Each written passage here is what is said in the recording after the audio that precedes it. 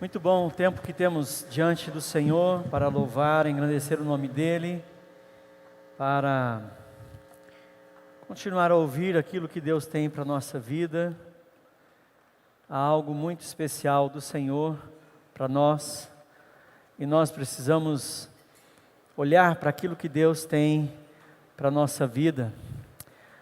Nosso tema, nossa série que estamos caminhando, esse tempo de meditação, tem a ver com histórias de ontem, lições para hoje.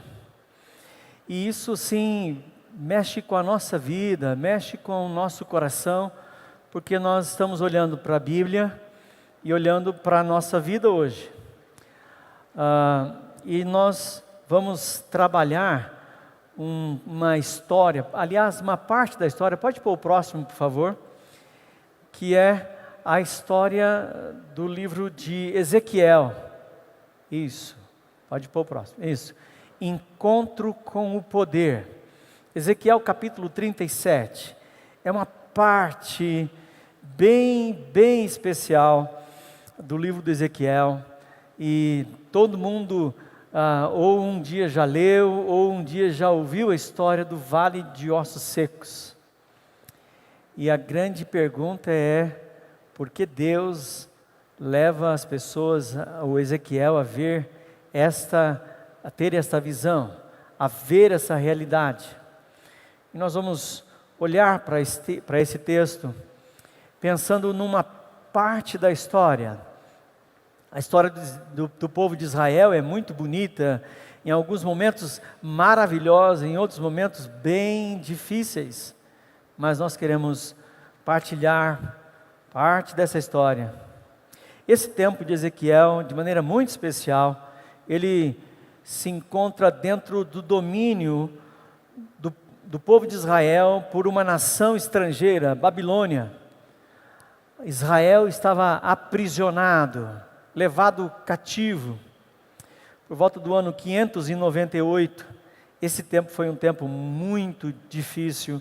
E Ezequiel fazia parte do templo, ele era um sacerdote, ele conhecia bem essa realidade da adoração, do louvor, da dedicação da vida de pessoas a Deus e da entrega, do sacrifício. Ele conhecia muito bem de todos esses detalhes que nós estamos vivenciando hoje, aqui na igreja.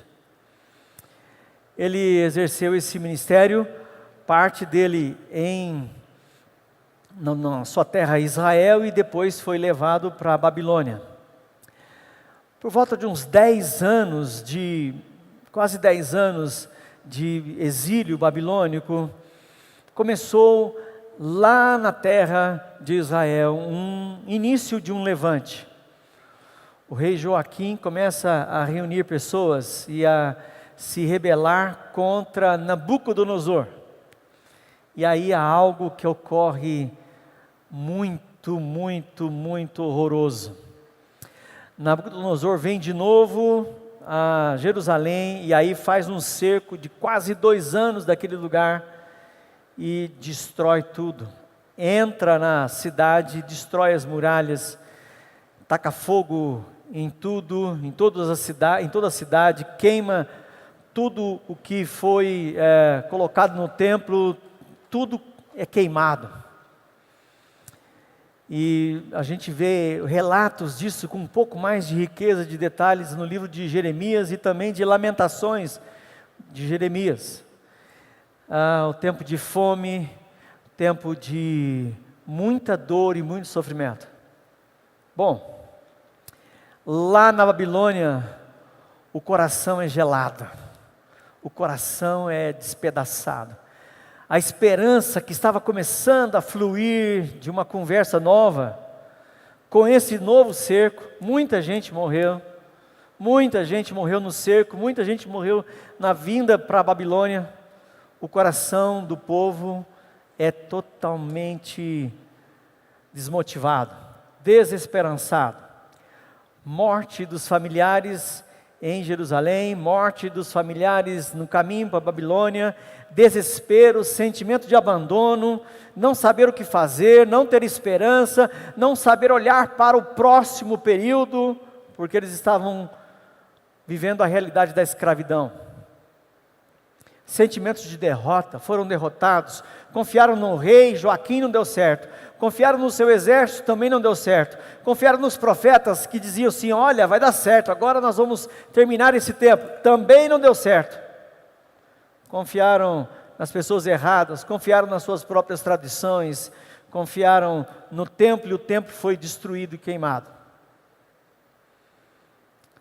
Perderam a perspectiva de sonhar a médio prazo, a curto prazo e a longo prazo. Foram derrotados.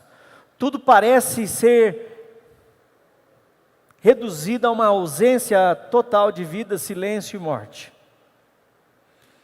As pessoas diziam que tudo estava acabado, não temos mais expectativa para mais nada. Falavam como fantasmas, como sem tom, sem cor, tudo perde a luz, fica cinzenta, uniforme e distinta. A vida perdeu o interesse e o valor.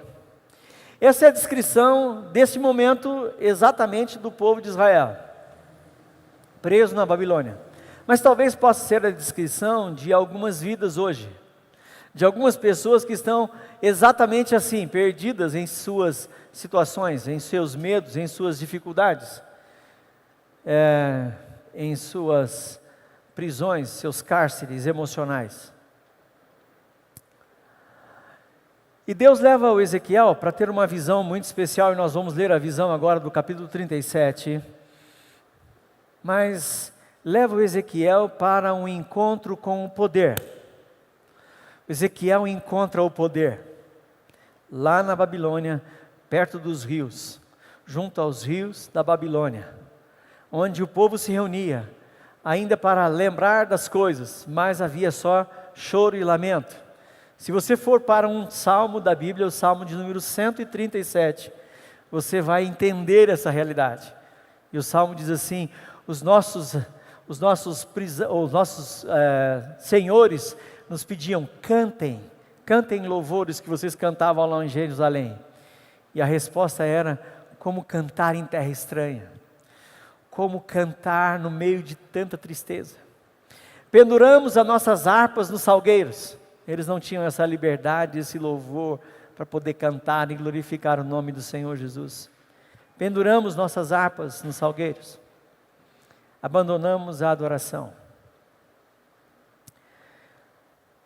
Ezequiel bate de frente com o poder.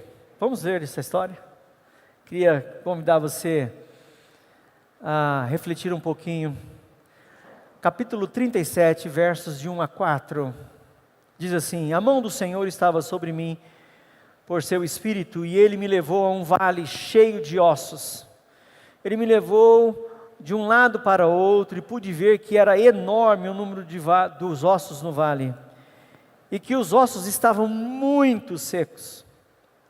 Ele me perguntou, filho do homem, esses ossos poderão tornar a viver? Eu respondi, ó soberano Senhor, só Tu o sabes. Então ele me disse, profetize a estes ossos e diga, ossos secos, ouçam a palavra do Senhor. Qual é o primeiro poder que Ezequiel encontra? Qual é o primeiro poder que Ezequiel encontra aqui, nesse meio de vale de ossos secos? Ezequiel se encontra com o poder do pecado.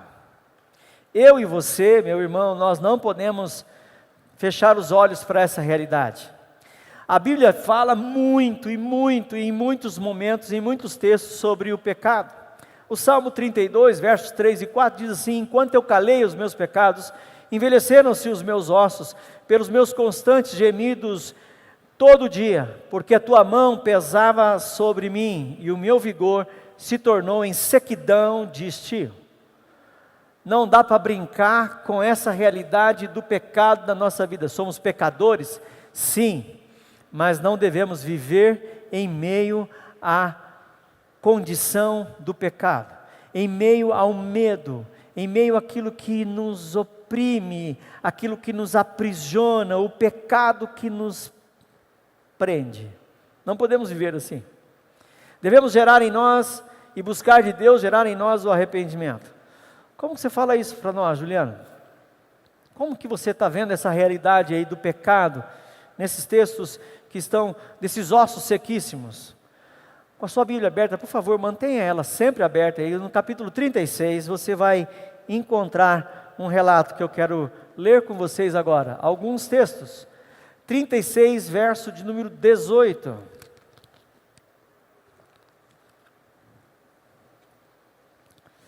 Capítulo 36 diz assim, verso 18: Por essa razão derramei sobre eles a minha ira, porque eles derramaram sangue na terra, porque se contaminaram com os seus ídolos. Eles buscaram outros ídolos, eles se envolveram com outros deuses. Eles buscaram a Aserá, que é a matriarca de todos os deuses cananeus.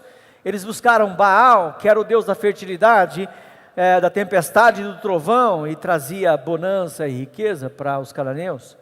Eles foram atrás de Astarote, filha de Aserá, que também gerava adoração em meio à fertilidade, ao amor e à guerra. Eles se prostituíram com outros deuses, foram buscar soluções em outros lugares. O verso de número 19 diz assim, a parte B: Eu os julguei de acordo com a conduta e as ações deles. Foram julgados segundo aquilo que eles fizeram. Profanaram seu nome santo.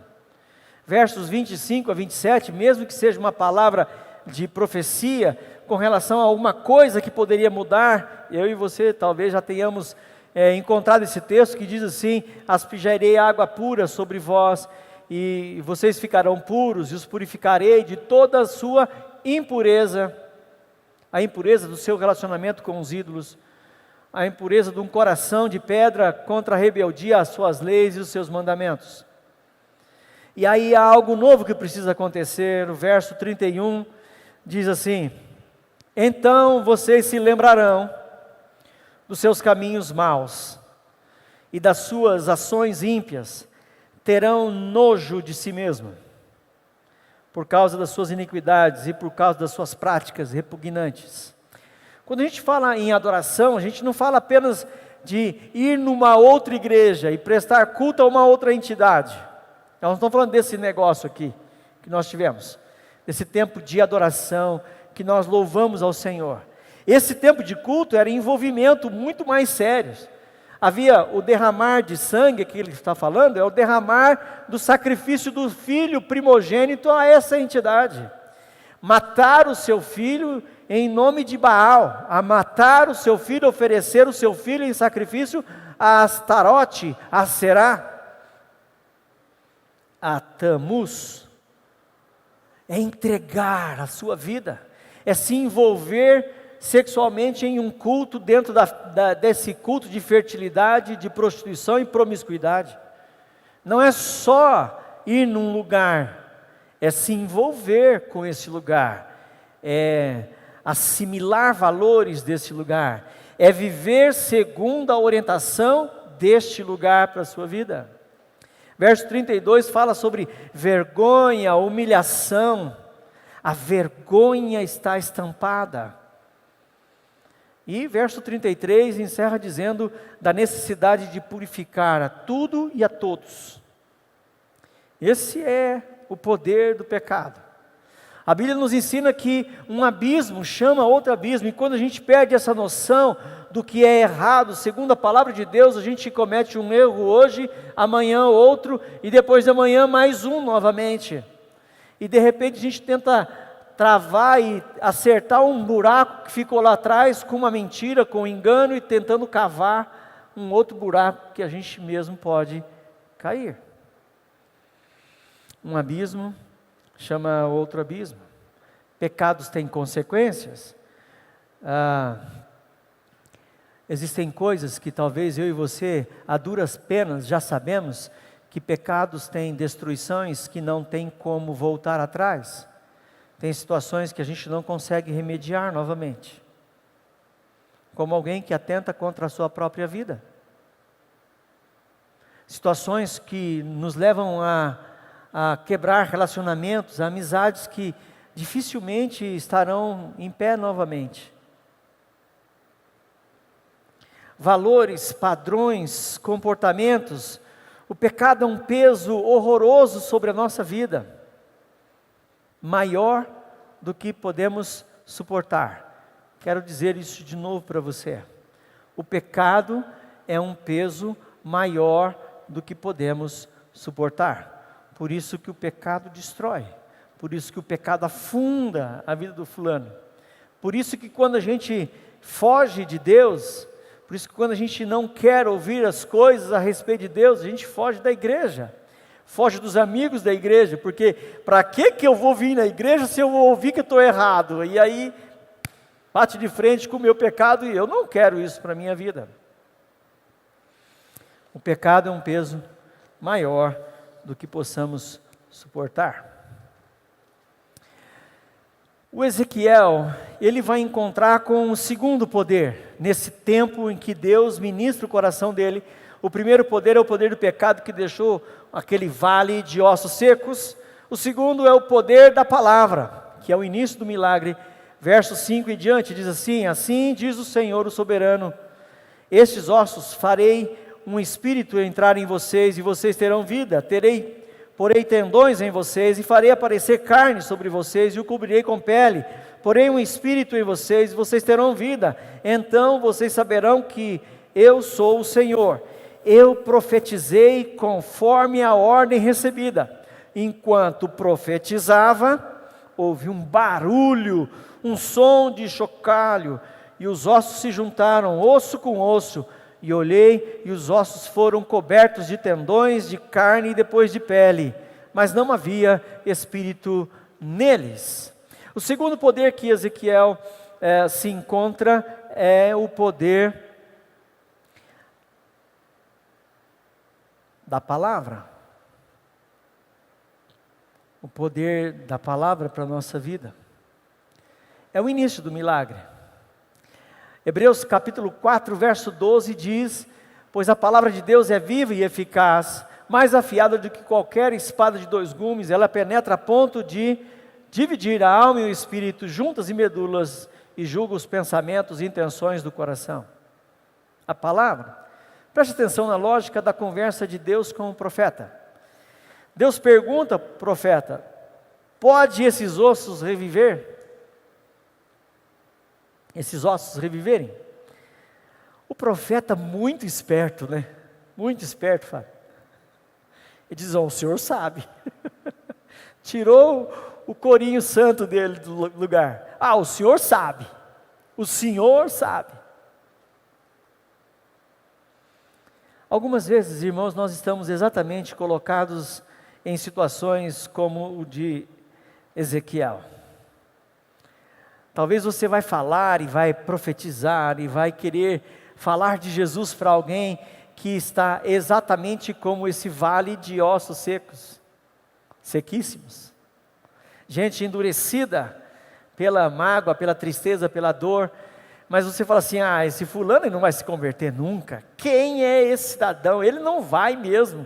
Esse aí é muito resistente, é muito duro. Esse não vai de jeito nenhum. Esse não vai, eu tenho certeza. Algumas vezes a gente se surpreende, porque a palavra do Senhor é poderosa. O que Deus nos chama aqui, o que está chamando a atenção do Ezequiel, é que a desmotivação entrou no coração do povo. O povo perdeu aquela expectativa da adoração de um Deus presente, porque eles estavam colhendo uma péssima semeadura agora. Eles estavam vivendo tempos difíceis, mas eles perderam a visão de um Deus poderoso, onipotente, que nós cantamos e exaltamos aqui: glorioso, poderoso, soberano, Deus que vai além de todas as coisas. Nós perdemos essa dimensão, porque olhamos apenas para o problema, olhamos apenas para as dificuldades, e encaramos as dificuldades, e olhamos afixados para ela, e nos perdemos na dimensão de quem é Deus. Esquecemos que Deus é maravilhoso, que Deus é maior do que todas as nossas dificuldades. Quando a gente pergunta assim, onde está Deus nessa história? Nós estamos olhando muito para o problema e esquecendo da grandiosidade de Deus. Eu gosto muito de um ditado popular evangélico aí, que está no meio do nosso povo, que comumente diz assim: não diga para Deus do seu grande problema, diga do seu problema para o seu grande Deus. Olhe para quem é Deus.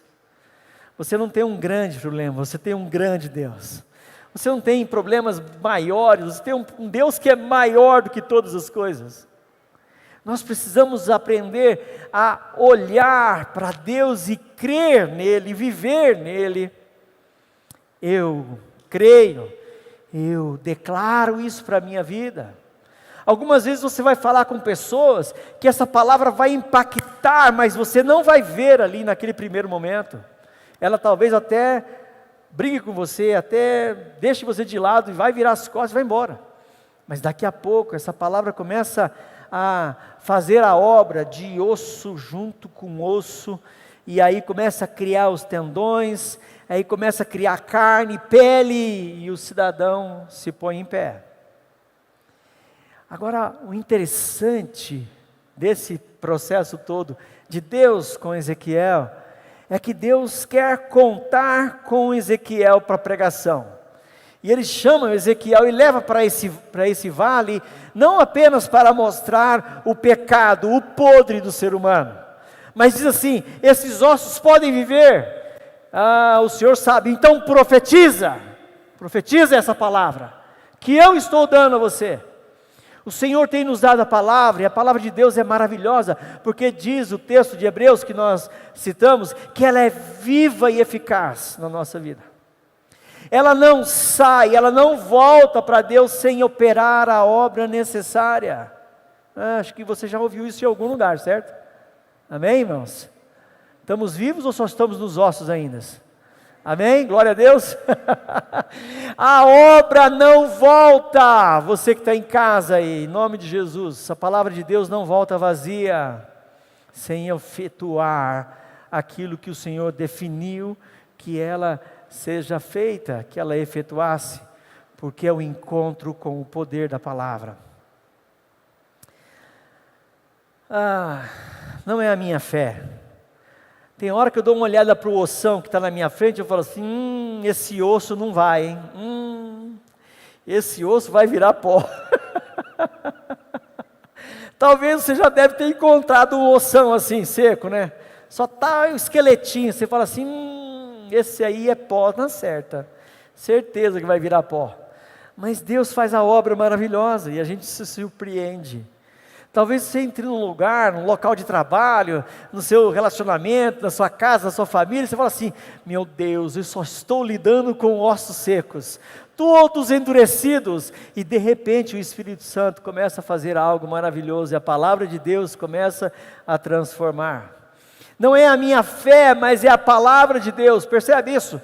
O profeta ele fala assim, o Senhor sabe, né? O Senhor sabe, mas aí a palavra é feita, a palavra é manifesta, a palavra é falada, ministrada, e há algo que acontece, o milagre da obediência.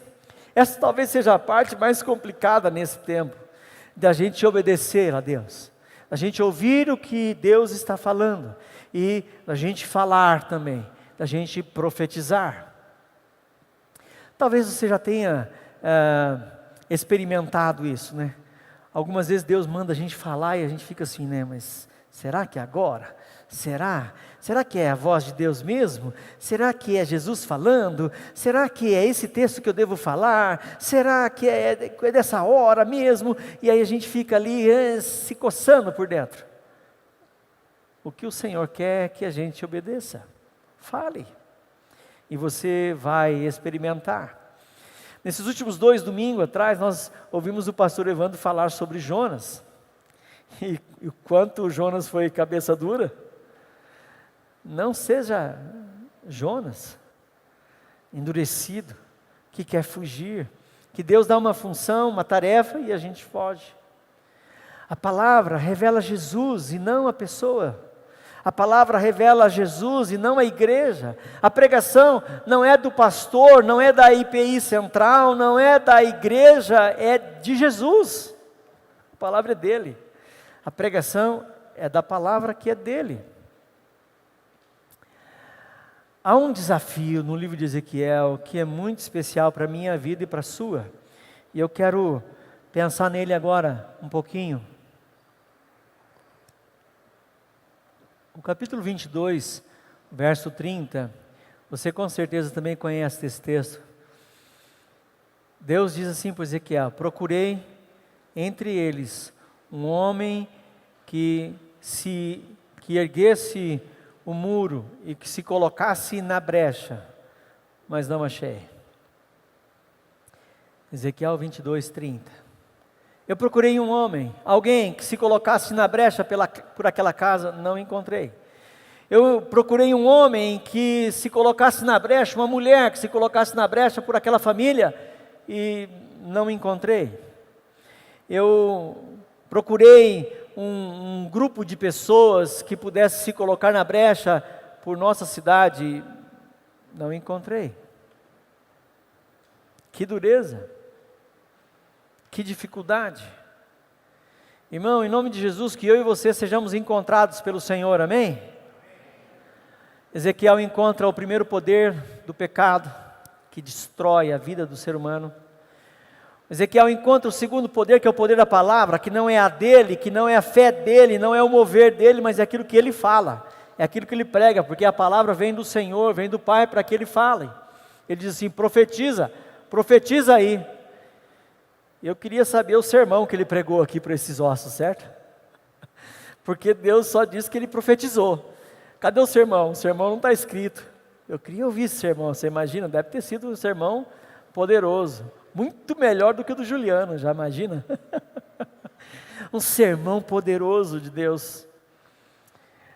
O terceiro encontro que o Ezequiel tem com esse texto é o poder do pecado, o poder da palavra, o poder do Espírito. Ezequiel capítulo 37, verso 9 em seguinte, acompanhe por favor na sua Bíblia. Diz assim a palavra do Senhor: a seguir ele me disse: profetize ao Espírito, profetize, filho do homem, e diga-lhes assim, diga-lhe, assim diz o soberano, o Senhor, venha desde os quatro ventos, ó Espírito, e sopre dentro desses mortos, para que vivam. Profetizei conforme a ordem recebida, e o Espírito entrou neles, e eles receberam vida, e se puseram em pé. Era um exército enorme. Então ele me disse: filho do homem, estes ossos são toda a nação de Israel. Eles dizem: nossos ossos se secaram e nossa esperança desvaneceu-se, fomos exterminados. Por isso profetize e diga: assim diz o soberano, o Senhor: ó meu povo, vou abrir os seus túmulos e fazê-los sair. Trarei vocês de volta à terra de Israel, e quando eu abrir os seus túmulos e os fizer sair, vocês, meu povo, saberão que eu sou o Senhor. Porei o meu Espírito em vocês, e vocês viverão, e eu o estabelecerei em sua própria terra. Então vocês saberão que eu, o Senhor, falei e fiz. Palavra do Senhor. Há algo maravilhoso aqui, de nós entendermos esse mover agora. Pecado, palavra e poder. Preste atenção. Do Espírito sobre a nossa vida. Poder do Espírito sobre nossa vida. Jesus também fala sobre vento. Você lembra dessa história? De Jesus e em João capítulo 3, verso 8. Nicodemos. E ele diz assim: o vento sopra onde quer. Você o escuta, mas não pode dizer de onde vem nem para onde vai. Assim acontece com todos os nascidos do Espírito. Há algo muito especial de Deus nesse texto. Há algo muito especial de Deus nesse texto. O vento sopra onde quer. Você o escuta, mas não pode dizer de onde vem nem para onde vai. Você não pode dar ordem ao Espírito. Você não pode controlar o Espírito. Assim acontece com todos os nascidos do Espírito. Assim acontece com todo homem e mulher que é do Senhor. Discípulos de Jesus são movidos pelo Espírito, dirigidos pelo Espírito, guiados pelo Espírito, cheios do Espírito, não pecam contra o Espírito, não resistem ao Espírito, não entristecem o Espírito.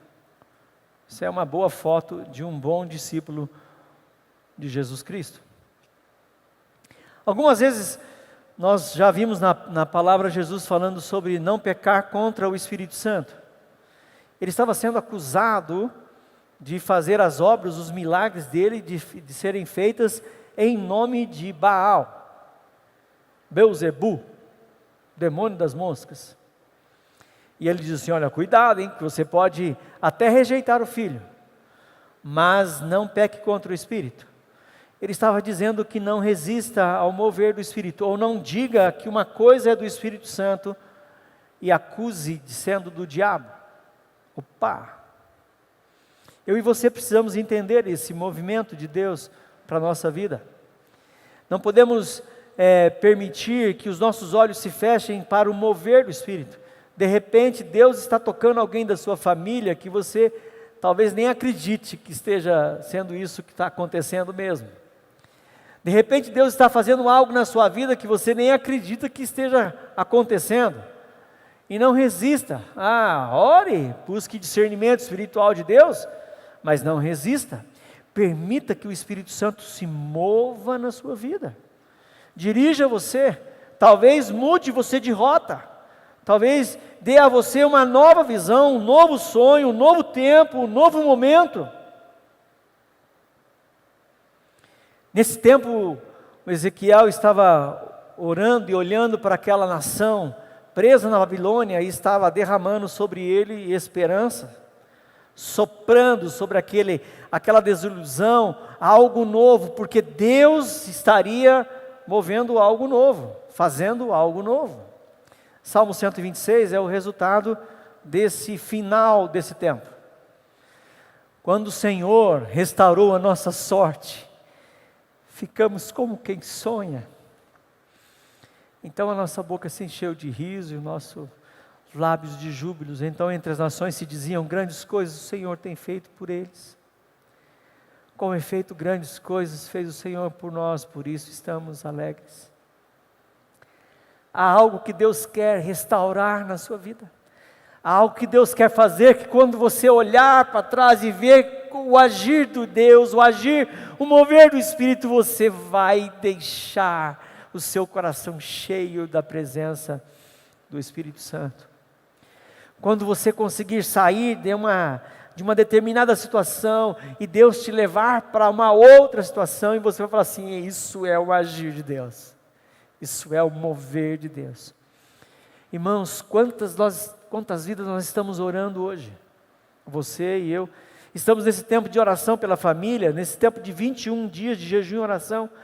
Quantas notícias eu tenho recebido no meu WhatsApp, por favor, pastor, ore por nós, e ore, por conta da Covid, por conta de famílias que estão se separando, por conta de situações que estão horrorosas na sua história, na sua vida, difíceis, problemas com tantas situações, sejam elas de família, de saúde, de finanças, sejam elas espirituais, quanta obra do diabo sendo hoje efetivada na vida de pessoas, por conta dessa realidade, dessa batalha espiritual que nós estamos vivendo. O Ezequiel foi chamado para pregar num tempo em que a restauração era urgente. E preste atenção, irmãos, ele pregou antes antes de ir para o cativeiro babilônico, ele pregou para a igreja dele, para o tempo dele. E eles disseram: não, nós não vamos crer em você. Eles acreditaram nos outros profetas. Eles acreditaram nos profetas que diziam assim: não, vai dar tudo certo, está tudo bem. Não, e Deus estava mostrando para eles, eles não ouviram Ezequiel. E agora o Ezequiel vem com uma palavra dizendo para eles agora: irmãos, ânimo, agora já foi feito, agora nós estamos aqui, essa é a condição que nós temos hoje, um vale de ossos secos. Mas o Senhor é maravilhoso, mas o Senhor pode mudar a nossa história. E a palavra que era pregada para a igreja, não era recebida pela igreja. Talvez esse seja um grande desafio para nós hoje. A palavra de Deus que foi pregada por Ezequiel, para aquele momento, para aquela igreja, naquele tempo, não foi recebida pela igreja. Eu acabei escrevendo aqui uma definição de igreja nesse tempo do Ezequiel aqui.